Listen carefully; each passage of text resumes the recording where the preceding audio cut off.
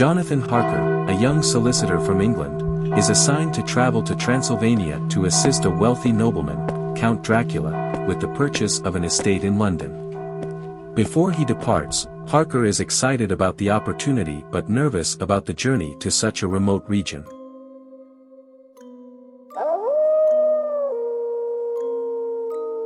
As he travels deeper into the Carpathian Mountains, he notices the villagers becoming increasingly uneasy.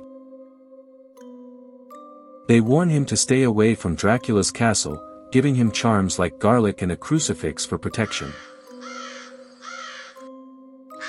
Though he appreciates their concern, he dismisses their fears as old superstitions. Harker arrives at the castle late at night and is greeted by Count Dracula himself. The Count is tall, pale, and has sharp features, including unnervingly long, pointed teeth. The castle is enormous but feels cold and lifeless, with no signs of servants or other inhabitants. Dracula speaks in a formal, old-fashioned manner and seems fascinated by England, asking many questions about its culture, language, and legal practices. At first, Harker enjoys the Count's hospitality, but he soon begins to notice strange occurrences.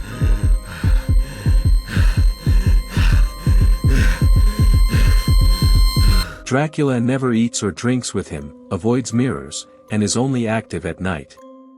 One day, Harker accidentally cuts himself while shaving, and Dracula reacts with intense hunger at the sight of his blood.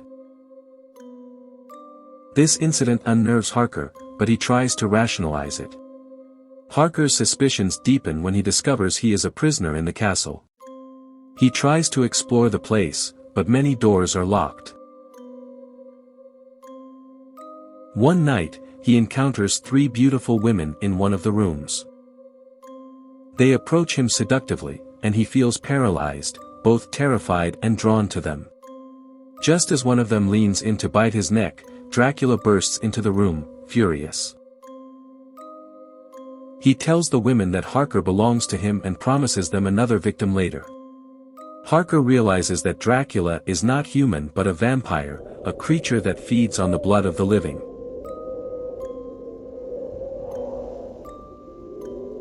He becomes desperate to escape. He also discovers Dracula's plans to move to England, shipping 50 wooden crates filled with soil from his homeland. The soil is necessary for Dracula to maintain his strength. Harker tries to confront the Count but finds him sleeping in a coffin during the day, appearing more monstrous than ever. Eventually, Harker escapes the castle by climbing out of a window and making his way to a nearby village. Weak and traumatized, he is nursed back to health by nuns before returning to England. Meanwhile, in England, Mina Murray, Harker's fiancée, is visiting her friend Lucy Westenra in Whitby, a seaside town. Lucy is beautiful, lively, and engaged to Arthur Holmwood, a wealthy nobleman. She is also being courted by Dr. John Seward, the head of a local asylum, and Quincy Morris, a charming Texan. Although Lucy accepts Arthur's proposal, she remains friendly with her other admirers. One night, Mina notices that Lucy has started sleepwalking. She finds Lucy outside near the churchyard, where she sees a shadowy figure with glowing red eyes. Mina brings Lucy back inside, but her health begins to decline. Lucy becomes pale and weak, and two small puncture marks appear on her neck. Mina writes to Dr. Seward for help. Dr. Seward is baffled by Lucy's condition and calls his mentor, Professor Abraham van Helsing, a Dutch scientist with extensive knowledge of obscure diseases and the supernatural. Van Helsing examines Lucy and suspects a vampire is draining her blood. To save her, he orders blood transfusions from Arthur, Seward, and Quincy, and surrounds her with garlic to ward off the vampire.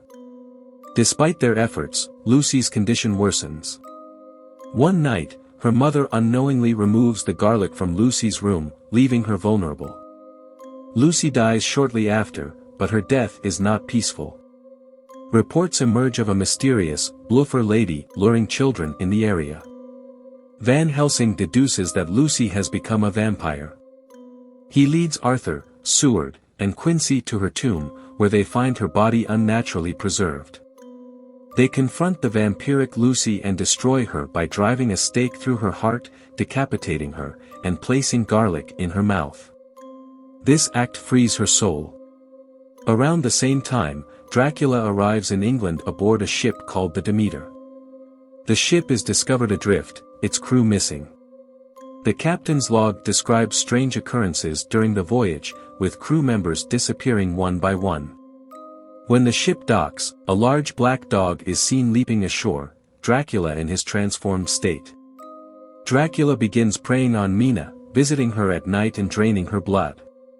Mina starts experiencing strange dreams and feelings of dread. Jonathan Harker, now recovered, returns to England and marries Mina. He shares his experiences with Van Helsing and the others, joining their group to hunt Dracula. Van Helsing explains Dracula's powers and weaknesses. He can shapeshift into a bat, wolf, or mist, and control animals, but he is vulnerable to sunlight, garlic, holy symbols, and running water. He also cannot enter a home without invitation and must sleep in his native soil. The group tracks Dracula's movements by locating his 50 soil-filled crates. They destroy most of them, limiting his ability to rest. Enraged, Dracula retaliates by attacking Mina. He forces her to drink his blood, creating a psychic bond between them. This bond, however, allows Van Helsing to use hypnosis on Mina to trace Dracula's location. The group learns that Dracula is fleeing back to Transylvania. They pursue him, determined to destroy him before Mina fully transforms into a vampire. Van Helsing and Mina travel ahead to Dracula's castle, where Van Helsing destroys the 3 female vampires. The rest of the group intercepts Dracula's coffin, transported by his followers. In a final confrontation, they open the coffin as the sun sets. Quincy Morris is mortally wounded during the fight, but they manage to stab Dracula through the heart and decapitate him. His body turns to dust, and Mina is freed from the curse. The story concludes with the survivors returning to England. Jonathan and Mina start a family, naming their son after their fallen friend Quincy. They reflect on the strength and courage it took to overcome Dracula, vowing never to forget the bonds they formed during their battle against the darkness.